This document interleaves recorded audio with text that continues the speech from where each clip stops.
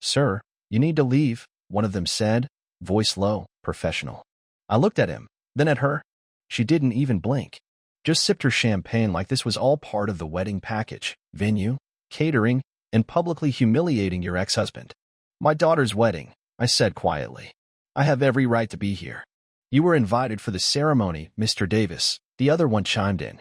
"The reception is private. Please don't make a scene." The room had gone quiet. Heads turned. Whispers buzzed like a swarm of flies.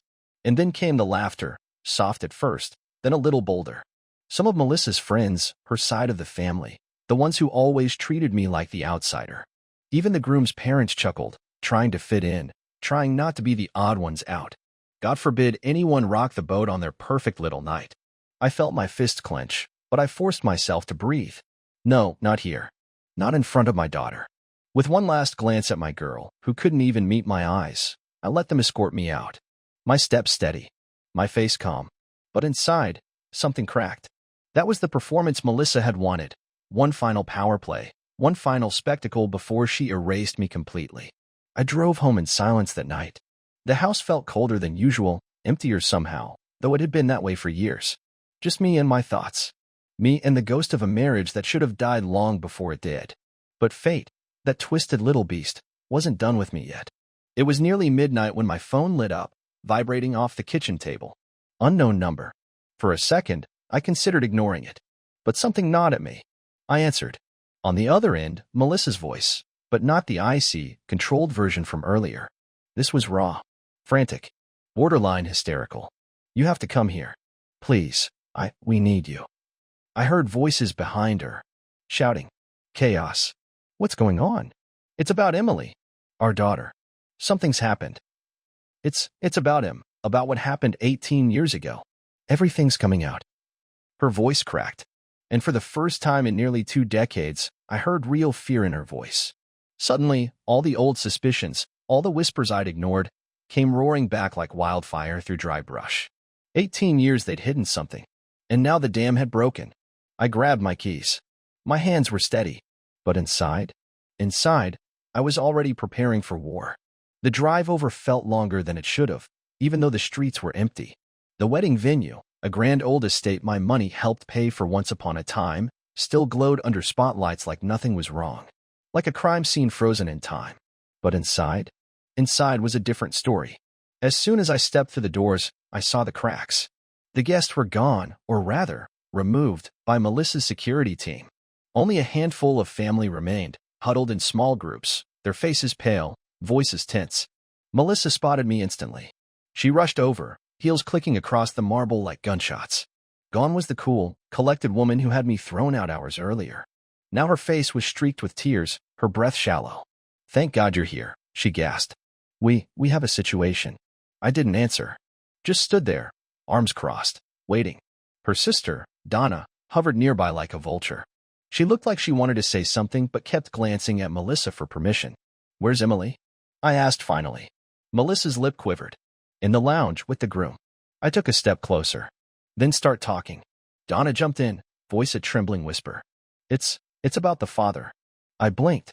"The father? What father?" "I'm her father." And that's when Melissa's composure finally shattered. She grabbed my arm, squeezing like she could physically keep me from hearing what I already knew deep down. "No, you're not. You never were." The words landed like a sledgehammer to the chest, and for a moment, the world tilted. I'd suspected. Of course I had. But to hear it confirmed, after nearly 2 decades of raising a daughter I thought was mine, there's no preparing for that. 18 years, I whispered. You let me raise her, love her, sacrifice for her, all while knowing it. It was one time. Melissa sobbed. A mistake. I thought he'd never show up again. I never thought it would. Who? My voice was cold now. Empty. Donna's eyes darted to the side. He came tonight. That's why everything blew up. Melissa nodded frantically, mascara running down her cheeks. He crashed the wedding. Said he wanted to see his daughter before she left forever. And then, someone heard him. Someone recorded it. Of course they did. Half the guests were already halfway drunk and gossip-hungry. The scandal was already spreading before I even got the call. I closed my eyes, breathing through the rage tightening my chest. Who is he? I repeated. Melissa hesitated. And that hesitation told me everything. Who is he? Warren. She finally choked out. Warren Keller. I staggered. Warren. My former best friend. My best man. The man I trusted more than my own brother once. Of course it was him. The pieces snapped together so easily now, it almost made me laugh. You let me raise his child? I whispered again. And you smiled in my face every single day. Melissa broke down, sobbing into her hands. But I just stood there, numb. That part of me, the part that still cared, had just died on that marble floor. But another part? That part was waking up. The one that hadn't drawn a breath in 18 years. The part that knows exactly how to destroy people. And now I finally had the ammunition. I don't know how long I stood there in that grand hall, staring past Melissa's tear-streaked face. The sounds of her crying barely registered anymore, like background static in a world that had shifted out of phase. Warren Keller. The name spun in my head like a dull blade scraping bone. The man I'd once called a brother. We grew up together. First beers, first jobs, best man at my wedding. He toasted us that night, toasted me, while he was already planting the knife in my back. I should have seen it back then. The late-night work calls between him and Melissa when we were planning the wedding. The way she'd light up just a little too brightly when Warren entered the room. How he always stood just a little too close, his hand on her back lasting a second too long. But I was young, naive, too busy building a life, a home, a family. And while I was busy building, they were busy taking. Where is he now? I asked, my voice steady but laced with venom. Melissa shook her head. Gone. The moment everything came out, he disappeared. Like a coward. Of course he did. That was Warren's specialty. Never around for the fallout. Donna piped up, voice thin. You have to understand, it was just once. I turned to her, my glare shutting her down mid-sentence. Don't you dare. My voice dropped low, heavy. Don't you dare stand there and try to rewrite history. You both knew. You all knew. And you let me pour my life into that girl, into your daughter, while you played your little game. Melissa's tears turned to desperation. Please, please, don't tell Emily. She doesn't know. She thinks you're her father. She thought I was her father. I corrected. That illusion is over. The truth was already out there. The guests had heard enough. And even if Emily hadn't heard it yet, she soon would. The poison was loose, and there was no bottling it back up. But I wasn't about to do what they expected. No yelling. No scene. That's what they were waiting for, to play the victim one last time. Instead, I straightened my jacket, adjusted my tie, and spoke in a voice as calm as glass. You've both taken 18 years from me. 18 years of fatherhood, of love, of sacrifice. I gave it all without hesitation. I paused, letting the weight of my words sink in. But you made one mistake. Melissa blinked, confused. What mistake? I smiled, though it didn't reach my eyes. You thought I'd stay broken. And with that, I walked out, steady, composed, leaving them both standing there in their wreckage. The thing about betrayal is, it doesn't break you. It sharpens you. I didn't sleep that night. Not because of grief. That part of me died in the hall. No, this was something colder. Something far more dangerous. I sat in my office, the one space they never contaminated, staring at the old photos on my bookshelf. Our wedding day. Emily's first birthday. The family vacations. Every image now tainted, like snapshots of someone else's life. And at the center of every frame, Melissa, smiling like she'd never carried a secret. But secrets rot. And this one had finally burst open. The more I stared at those pictures, the more a plan started to crystallize. They wanted to humiliate me? Strip me of everything? Fine. But they'd underestimated one thing. I know how to build things. And I know how to take them apart. By morning, my phone was already filled with new contacts, old favors being called in. Years ago, when I built my first business, before Melissa convinced me to sell my shares for stability, I made connections. Quiet ones. Lawyers. Accountants. Private investigators. They were still there. Waiting. At 8:17 a.m., I made the first call. Glenn, it's me. I need full financials on Melissa. Bank accounts, trust funds, anything offshore.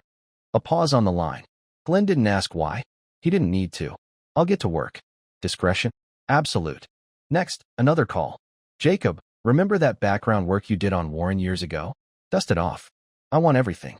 His business, his investments, his wife, his kids, his mistresses, dig. You got it, Jacob said. This about what I think it is? It's bigger. By noon, the first bits of information started coming in. Melissa, ever the perfect little suburban princess, had been playing quite the shell game. Several accounts tucked away under corporate names, trusts in Emily's name, ironic, given the circumstances, and even a few payments to private consultants I didn't recognize. Warren? He was in worse shape than I expected. A few bad investments. A mistress half his age bleeding him dry. His marriage barely holding on, his wife apparently suspected more than just this one affair. Oh, how poetic it all was. See, that's the thing about people like Warren and Melissa. They're great at betrayal, but terrible at cleanup. Me? I build foundations. I know where to look when things start to crack.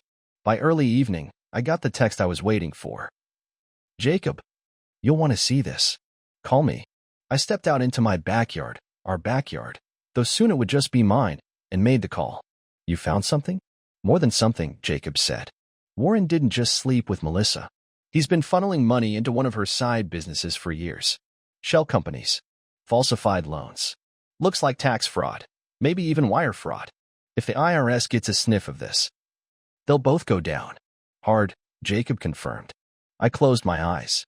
Took a long, deep breath. And when I exhaled, I felt it. The shift. For the first time in 18 years, I had control again. First thing I did? Visit Emily. Alone. She was staying at her new place with her husband, the wedding barely 24 hours old, and the honeymoon already postponed because of the mess that exploded during the reception. When she opened the door, her eyes were puffy, red-rimmed. Dad. She threw her arms around me, her voice already cracking. I don't know what's happening. Mom's freaking out, the family's losing their minds, and there are rumors everywhere. I pulled back slightly, looked her dead in the eyes. Do you know what they're saying, Emily? She hesitated. Something about Warren Keller. She shook her head. They're saying he might be. My father, she whispered finally. I nodded once. That's what they're saying.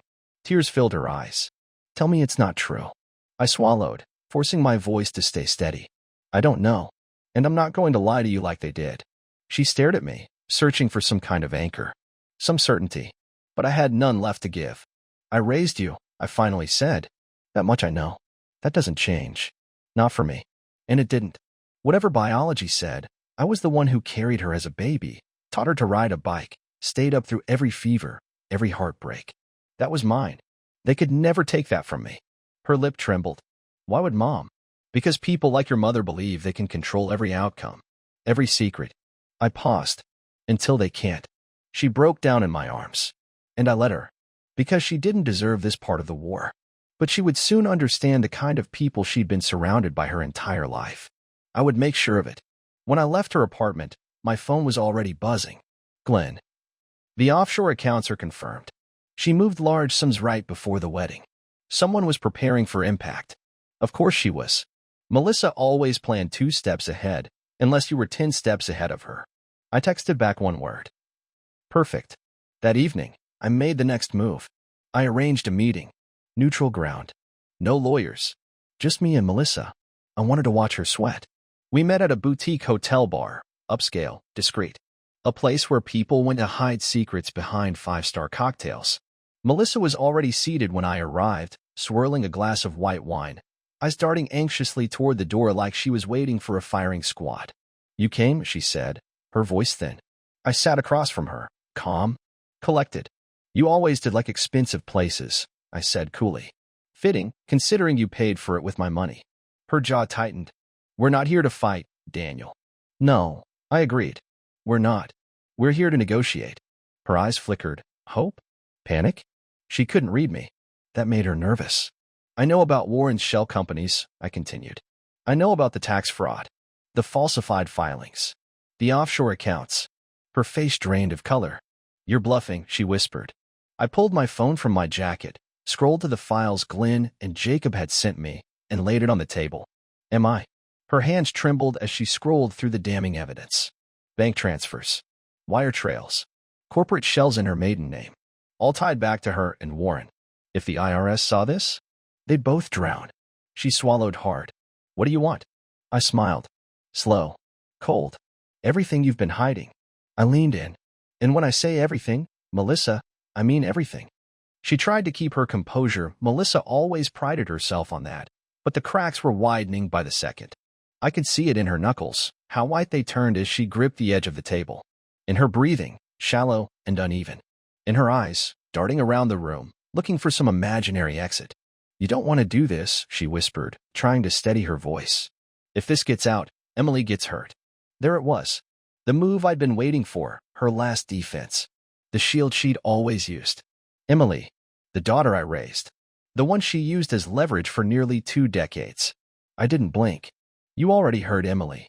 You did at the moment you dragged her into your lies. I'm not the one who destroyed her wedding. You are. Daniel, please." Her voice finally cracked. "We can work something out. I'm willing to." I held up a hand.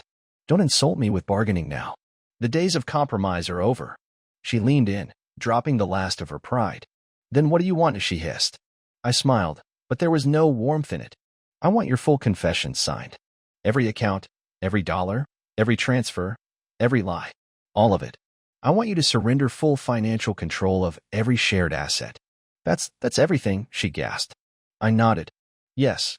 And I want primary custody of Emily's trust fund. The one you conveniently started draining. Emily's an adult. And she trusts me far more than she ever will you after this." I cut in sharply. "The trust is tied to both our names. You will relinquish your control." She started to shake her head, but I kept going. "And Warren? You're going to hand over every document you have linking him to the fraud." Her voice turned venomous now. "You want to ruin him?" I leaned forward, voice low. "Melissa, I will destroy him. The difference is, you still have a chance to walk away from this with some dignity." "He won't." She opened her mouth, closed it. For the first time, Melissa, my calculating, manipulative ex-wife, had no moves left. "You have 48 hours to decide," I said, standing up. "After that, I go straight to federal authorities. You know how quickly they move when they smell blood." As I turned to leave, she whispered after me, "You're not the man I married." I stopped, looked back over my shoulder. "No, Melissa, I'm not." Then I walked out, leaving her drowning in the wreckage. 2 hours later, my phone buzzed. "Jacob. Got a ping on Warren. He's trying to move money. Looks like he's preparing to bolt." Coward. Predictable as always. I called Jacob back. "Freeze him." "Done," Jacob said. "His accounts will trigger audits the moment he tries to move another dollar. If he runs, we'll know." Good. I didn't want Warren to run. I wanted him cornered. Because cornered men make desperate mistakes. And I was counting on it. Warren Keller always believed he was smarter than everyone else. That was his fatal flaw. I knew him better than anyone. I knew his patterns, his impulses, his weaknesses. He was all charm and confidence on the surface, but underneath? Fear. Insecurity. Always running from the messes he made. And now? He was running straight into mine. The next morning, Jacob called again. "He's contacted a private jet service," he said. "Trying to book something under an alias." "Destination?" I asked. "Dubai. No extradition." "Of course. Textbook. But here's the thing about men like Warren. They're never as careful as they think. All it takes is one crack, one mistake, for everything to come crashing down." "I want him grounded," I said calmly. "Already handled," Jacob replied. "I called in that favor with Homeland Security. His passport's now flagged. He won't make it past TSA." I let out a breath, feeling the pressure tighten, not from fear, but from control. Like tightening a noose. "Good," I said. "Now let's squeeze him." By noon, Warren's world started collapsing. First, his accounts froze. Then the IRS inquiry landed courtesy of an anonymous tip. And finally, his business partners got spooked when forensic auditors started sniffing around his finances. Within hours, I got the message I was waiting for. Unknown number. But I recognized his voice immediately. "Daniel." He tried to sound calm, but the panic bled through. We need to talk." I let the silence sit for a moment, savoring it. "Oh, now you want to talk?" I finally replied. "There's been a misunderstanding." I almost laughed. "A misunderstanding?" "Warren, you've been sleeping with my wife and stealing from me for nearly 2 decades. That's not a misunderstanding. That's a life's work." He tried again. "Listen, I made mistakes. But this is getting out of hand. Lawyers are calling. Auditors. The feds. They move fast, don't they?" I said coldly. His voice dropped to a desperate whisper. "We can fix this." "No," I said simply. "I can fix this. You can't. Daniel, Please. I cut him off.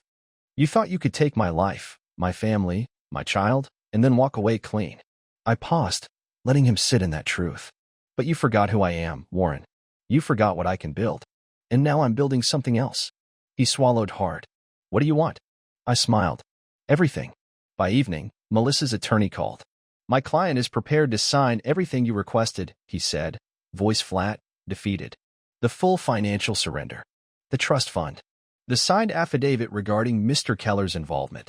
Excellent, I said. Have it delivered by tomorrow. He hesitated. She's hoping for some discretion going forward. I laughed quietly. She should have thought of that 18 years ago. Then I hung up. The board was almost fully set. Melissa was finished. Warren was trapped. But there was one final piece.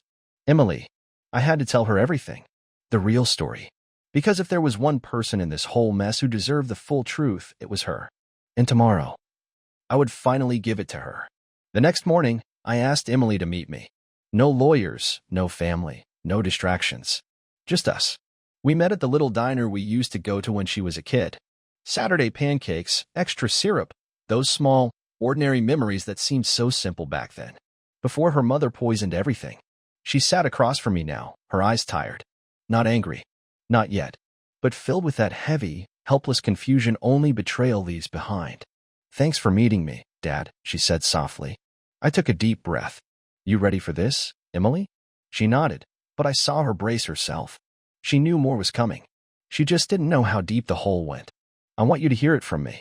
All of it, I began. Because I won't lie to you. Not now. Not ever. She swallowed hard but said nothing. Waiting. I laid it out piece by piece. No theatrics. No dramatics. Just the cold, unvarnished truth. Her mother's affair. The paternity lie. The financial fraud.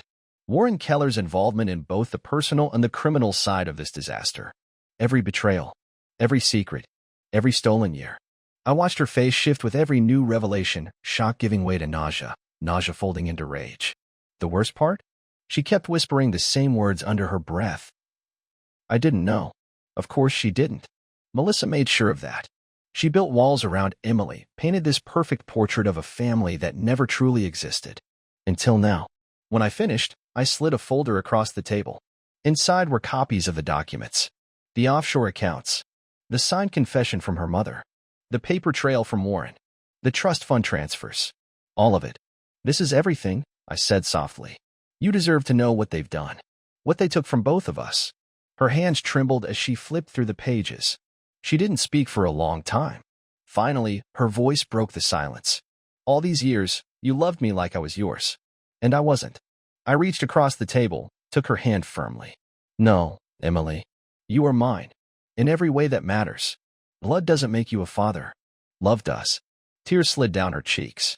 I hate them. You don't have to hate them, I said gently. You just have to see them for who they are.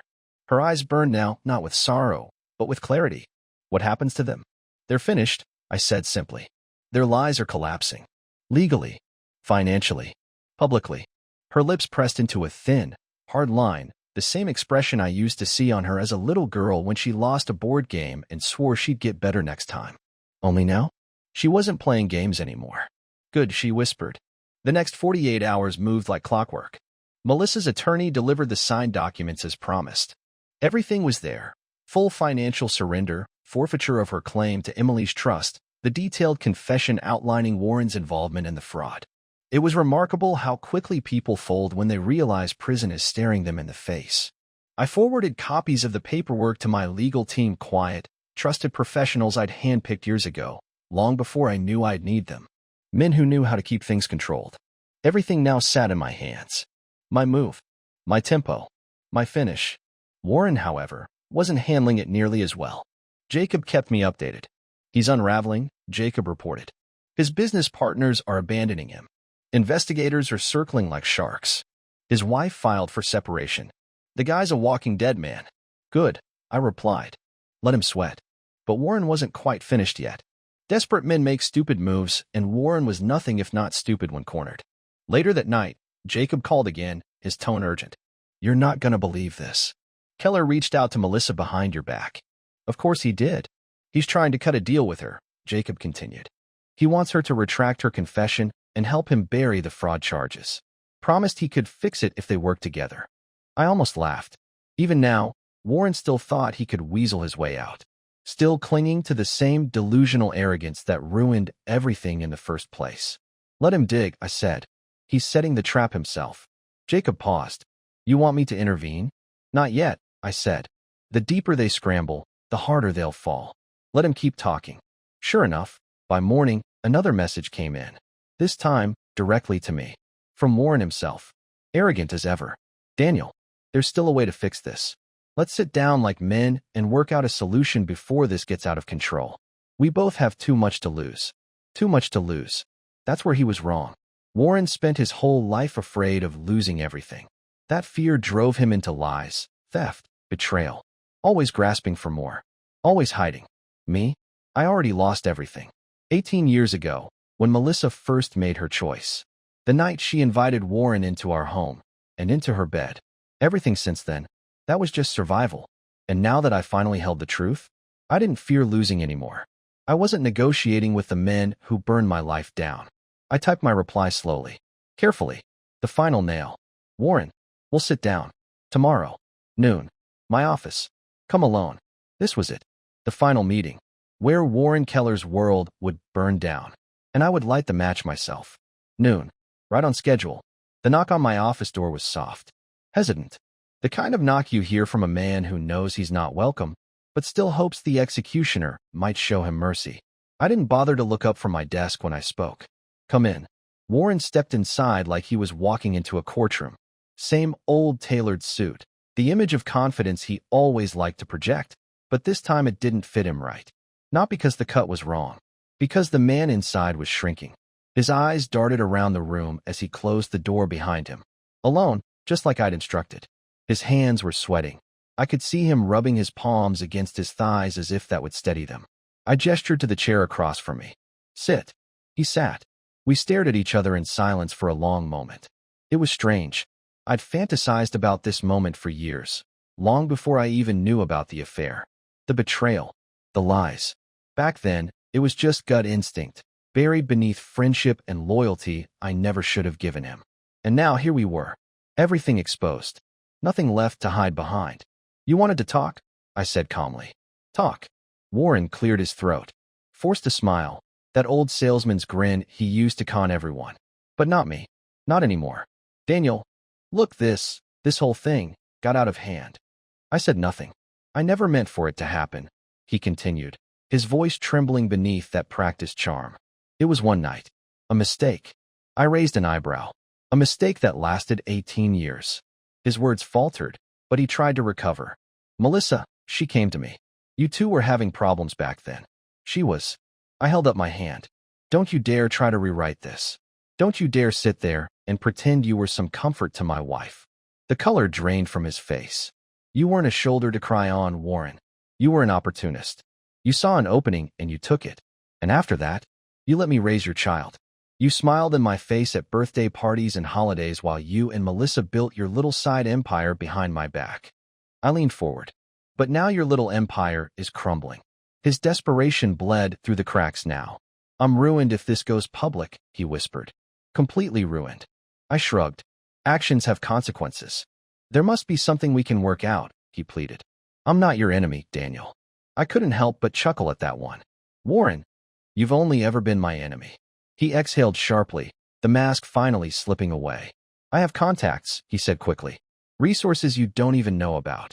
I can make problems disappear, Daniel. Yours, mine, Melissa's. This doesn't have to end ugly. I smiled thinly. Oh, it's already ugly, Warren.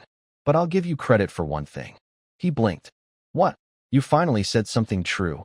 You are ruined. I slid a folder across the desk, the full compiled file Jacob and my team had built. Bank fraud. Wire fraud, tax evasion, racketeering, not to mention the potential civil suits waiting for him once this went public. Every dollar traced, every lie documented, every single nail hammered into his coffin. His face went gray as he flipped through the evidence. You can't do this, he rasped. I leaned back, calm, steady, in full control. I'm not doing anything, I said softly. You did this to yourself. I just documented it. Warren didn't leave my office so much as he fled. He didn't say another word. There was nothing left to say. I didn't have to threaten him. I didn't have to raise my voice. Because men like Warren only understand one language: power. And today, I spoke it fluently. That evening, the first headlines hit. Local businessman Warren Keller under federal investigation for financial crimes. Offshore accounts tied to alleged fraud scheme emerge. Sources confirm IRS inquiry and wire fraud allegations. The media dug in like piranhas. Jacob's team had leaked just enough documentation to stir up a feeding frenzy. Nothing illegal, just enough smoke to let every government agency know where the fire was burning. By morning, Keller's name was plastered across every business outlet. His business partners abandoned him within hours. Investors pulled funding. His wife filed for divorce. His reputation gone. And he hadn't even been charged yet. That part was still coming. I made sure the feds would have every breadcrumb they needed. It was beautiful, silent, precise. Exactly the way I designed it. Melissa wasn't spared either. Though her name wasn't on the early headlines, her phone had been ringing off the hook for 2 days straight. Attorneys, accountants, old friends suddenly keeping their distance. Her social circle was collapsing, not because I exposed her directly, but because the people in her world smelled blood and knew when to step back. In her world, appearance was everything. And now her perfect image was covered in rot. 2 days later, she called me. I let it ring once, twice, then answered. Daniel. Her voice was small. Hollow. You got what you wanted. The money, the control, everything. You've destroyed him. And me. No, Melissa, I said coldly. You destroyed yourselves. She started to cry, but there was no sympathy left in me. Those tears were 18 years too late. I was desperate, she began. You were greedy. Silence. I loved you once, she whispered. I let that hang for a moment before replying. I loved you too. And you killed it. Click. I hung up. That was our final conversation. Ever. After the storm came the silence. No more lawyers. No more threats. No more games. For the first time in 18 years, my life was mine again. The trust fund transfer cleared without a hitch. Emily's future was secure, untouched by Melissa's greed or Warren's stupidity.